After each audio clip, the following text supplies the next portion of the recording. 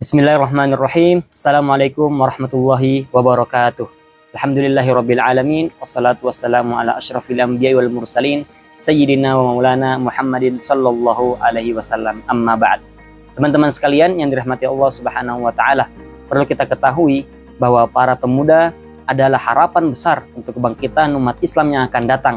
Maka dari itu, perkenalkan kami dari kelompok 3 pada mata kuliah metodologi tafsir tematik akan membawa sebuah pembahasan tentang berusaha meneladani beberapa karakter dari pemuda Ashabul Kahfi. Langsung saja teman-teman, kisah Ashabul Kahfi ini Allah abadikan dalam Al-Quran, dalam surah Al-Kahfi. Dan kami dari kelompok 3 akan berusaha mentadaburi, menggali beberapa karakter dari ayat 10 hingga ayat 14 dalam surah Al-Kahfi. Nah, dalam ayat 10 ini teman-teman, paling tidak bisa kita dapatkan 3 karakter dari pemuda Ashabul Kahfi ini. Yang pertama, keberanian dalam memilih keimanan. Ini yang pertama. Karena awal kisah ini teman-teman, para pemuda ini tinggal di sebuah negara yang mana para penguasa di negara tersebut, para penguasa yang zalim, yang mana penuh dengan kemaksiatan, kesyirikan, kekufuran, bahkan menyuruh rakyatnya untuk meninggalkan tauhid. Tapi para pemuda ini memiliki keberanian yang besar dalam memilih kebenaran sehingga mereka kemudian lari dari tempat tersebut untuk mencari perlindungan dan tibalah pada sebuah gua dan Allah tidurkan di situ. Kemudian yang kedua yang bisa kita ambil pelajaran dari pemuda Ashabul Kahfi, karakter mereka adalah memahami keterbatasan diri. Kita perlu ketahui bahwa dalam kehidupan kita, seringan apapun tantangan yang kita hadapi dalam dunia ini, perlu kita sadari bahwa kita memiliki keterbatasan.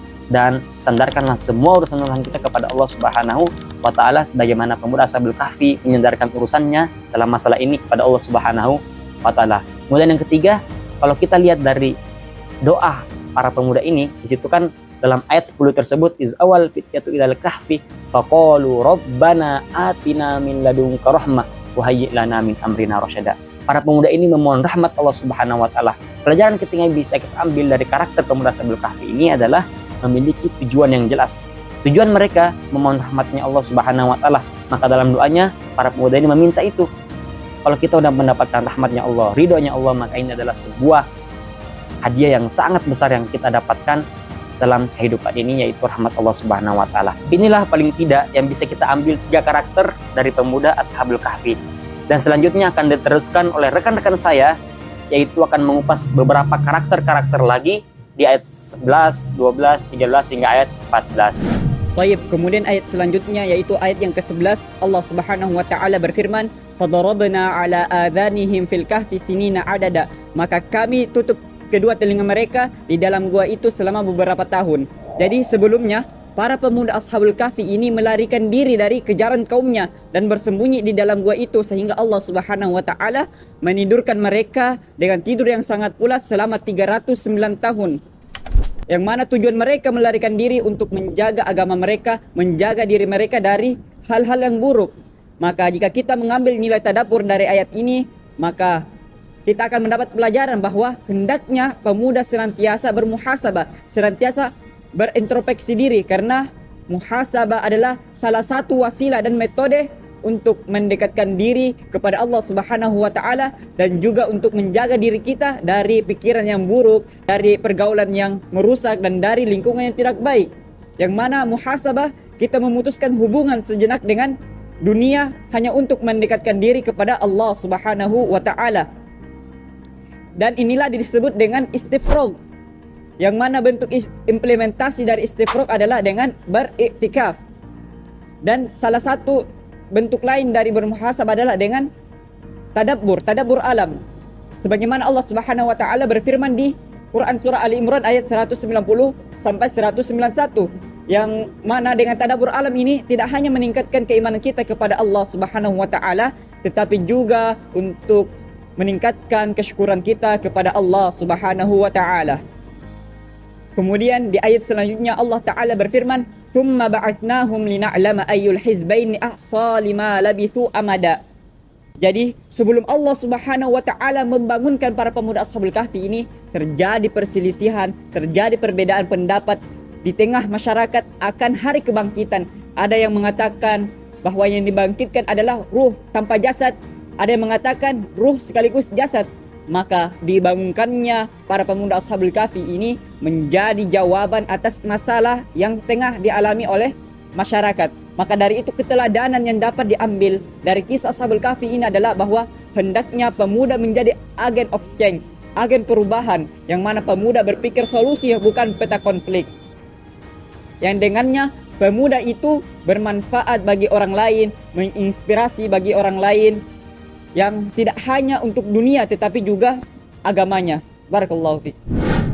Bismillah. Baik, melanjutkan pembahasan sebelumnya. Saya di sini akan membahas ayat yang ke-13 pada surat Al-Kahfi. A'udzubillahi minasyaitonirrajim. Nahnu naqussu 'alaika naba'ahum bil haqq. Innahum fityatun amanu bi rabbihim wa zidnahum huda. Pada ayat tersebut terdapat kalimat innahum fityatun. Mereka adalah pemuda-pemuda. Berbicara tentang pemuda, maka masa muda merupakan masa terbaik dari rentang usia yang Allah takdirkan pada setiap jiwa. Masa muda adalah masa terbaik dari fase kehidupannya. Kenapa disebut sebagai masa terbaik dari fase kehidupan manusia? Sebab pada masa muda berkumpul dua kekuatan, yaitu kekuatan fikriyah dan kekuatan jasadiyah. Akan tetapi, pemuda dalam perspektif Islam tidak cukup dengan kuat secara fisik dan kuat secara fikriyah, akan tetapi harus kuat secara spiritual juga.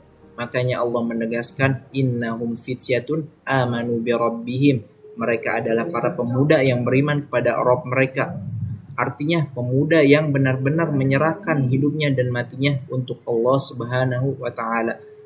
Nah, kemudian supaya sempurna semua kekuatan pemuda itu, Allah mengatakan innahum fityatun amanu bi rabbihim wa zidnahum huda, bahwa pemuda yang kuat fisiknya, kuat fikriyahnya atau kuat spiritualnya adalah para pemuda yang cinta dengan ilmu, senang berinteraksi dengan ilmu.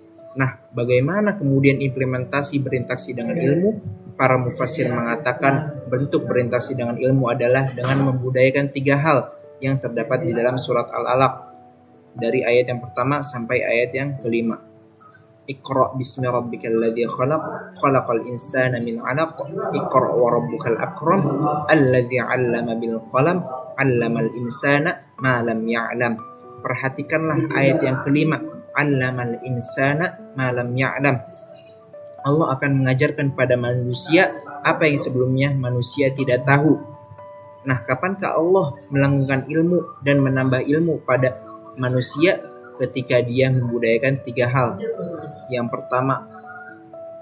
pertama adalah dia membudayakan membaca, dan yang kedua adalah mendiskusikan ilmu apa yang dia baca, dan yang ketiga adalah membudayakan menulis. Maka ini merupakan syarat utama untuk melanggengkan ilmu dan menguatkan ilmu serta untuk menambah ilmu.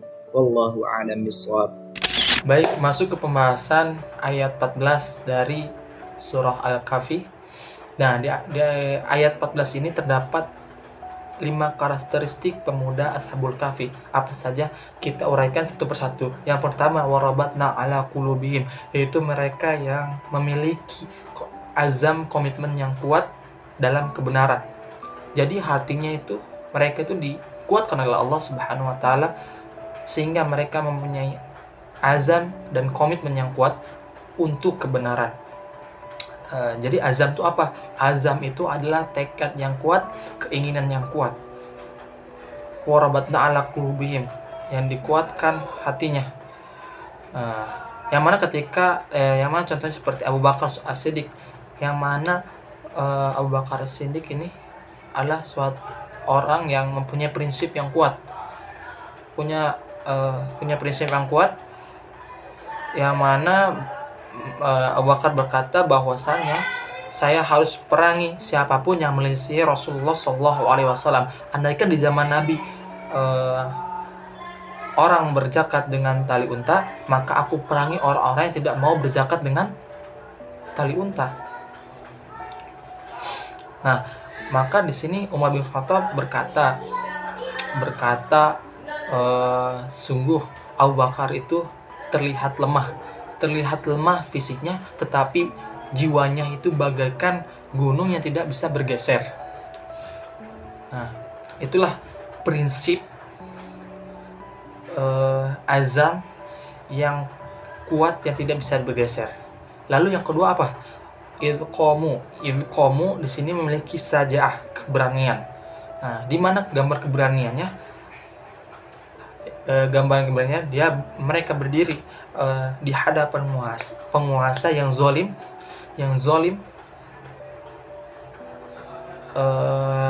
kezalim, dan keberanian itu untuk apa? Untuk menyuarakan kebenaran.